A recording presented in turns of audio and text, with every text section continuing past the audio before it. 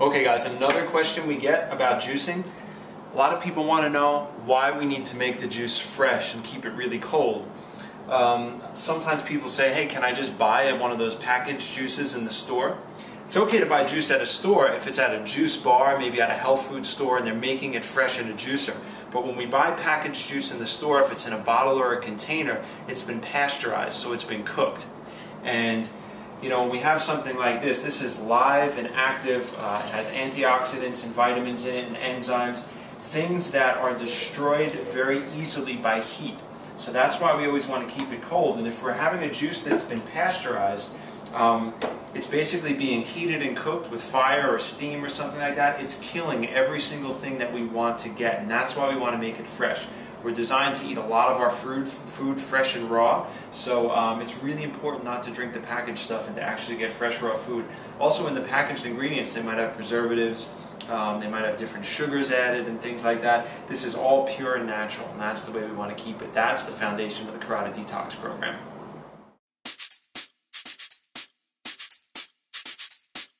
Okay guys, so how are we going to store all of this raw juice? With this machine, you can actually make the juice and store it for up to 3 days in the refrigerator. You can't do that with other juicers, but with this juicer, because of the method of turning and not getting a lot of oxygen into the juice, you can do that. But here's the trick. In order to do that, what you need to do is you need to get some glass or stainless steel containers. You can use plastic too, but plastic's not great for our health. So some glass or stainless steel. What I do is I put it in the refrigerator. In the freezer. So this is ice cold right now. My hands are actually sticking to it. And you take the juice and you pour it into this cold container. And then what we're going to do is we're going to fill it all the way up to the top, the best that we can, because we don't want a lot of air in there.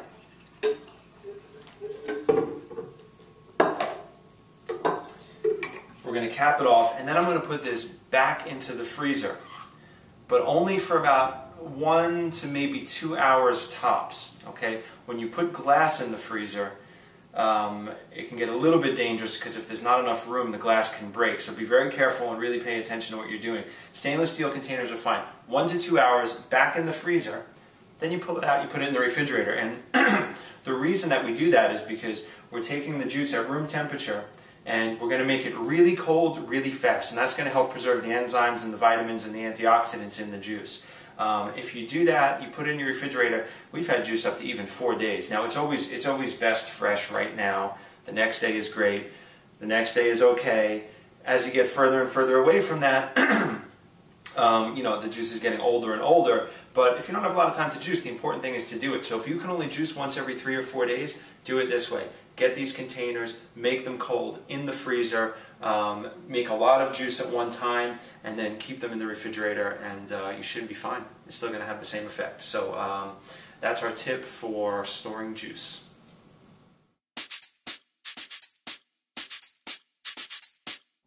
Okay guys, we're just getting ready to put away our juice. We have it all bottled up in our stainless steel and the glass bottles.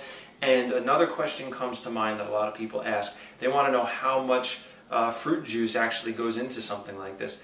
And really what we want to do is try to get about 80 to 80, or maybe 70 to 80% of this to be deep dark greens, maybe celery, cucumber, something like that. Only 20 or 30% of it do we want to be fruit juice. We don't want a high sugary drink because that's going to take us up and then we're going to crash down like that. The fruit juice is in there to add some nutrients. It's going to add antioxidants, different vitamins that fruit has, but it's also there to make this taste really good.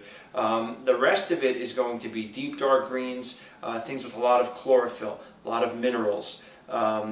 That's where all the magic is. The more deep dark greens we get, the more healing we experience inside of our bodies. That's what the Carotid Detox program is about. So keep the fruit part to a minimum. And you could look at our recipes that we have at carotiddetox.com. We have them in our ebook.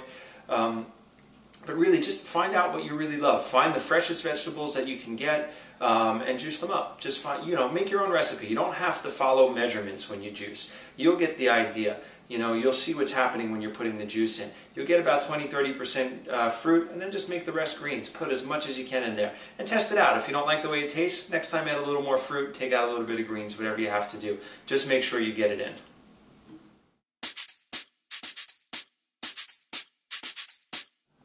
Another question we get is about eating spinach. Spinach is extremely nutritious. It's loaded with potassium, vitamin K, vitamin C, but it also contains oxalic acid. And oxalic acid is one of the compounds in kidney stones. So a lot of people believe that eating spinach can actually contribute to creating kidney stones in the body. A lot of the research actually suggests that there has to be a genetic predisposition for that to happen. A lot of it is actually theory right now, and there seems to be a lot of debate in the medical community about this. In the US, you find spinach in all the juice bars and all the restaurants and the salads and the soups. So if you have a predisposition to kidney stones, if you've suffered with kidney stones before, you know, juice something else, make smoothies with something else, make salads with something else. There's such an abundance of raw greens that you can use in the Karate Detox program. But if you don't have any predisposition, you're probably fine. People in the US have been using raw spinach for years and years and years with no problems at all. Another issue with oxalic acid is that it actually can bind up minerals in the digestion process, particularly calcium. So a lot of people have heard about this and they think that they're going to lose calcium from their food. And in the moment, that's actually true. The oxalic acid may bind up a little bit of calcium. But in a program like the Karate Detox program, there's so much organic calcium in the meals, in the juices and smoothies and salads, that we have an abundance of it anyway. And we're probably only eating spinach or blending it, I don't know, maybe 2 to 3 times a week, 4 times a week. There's such an abundance of nutrients in spinach, it's not worth it to not have it. Definitely include it and enjoy.